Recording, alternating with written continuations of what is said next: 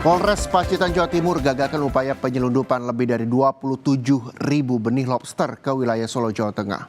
Puluhan ribu benih lobster ilegal itu langsung dilepas liarkan di Teluk Pacitan.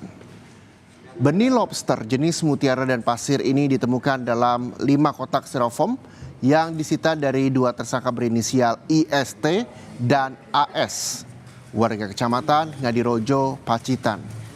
Penangkapan dilakukan di Jalan Nasional 3 Pacitan Ngadirojo saat puluhan ribu benih lobster ilegal ini dikirim ke Solo, Jawa Tengah. Usai dilakukan penangkapan, barang bukti benih lobster langsung dilepas liarkan ke habitatnya di Teluk Pacitan. Sementara akibat perbuatannya kini kedua tersangka terancam hukuman penjara hingga 8 tahun dan denda maksimal 1 miliar rupiah.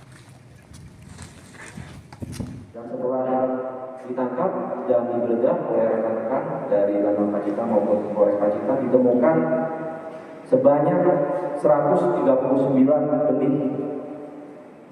Ulangi, 139 buah plastik transparan tempat benih lobster atau benur yang berisi 27.000, saya ulangi, 27.650 ekor benih lobster atau benur yang disimpan di dalam 5 box steril.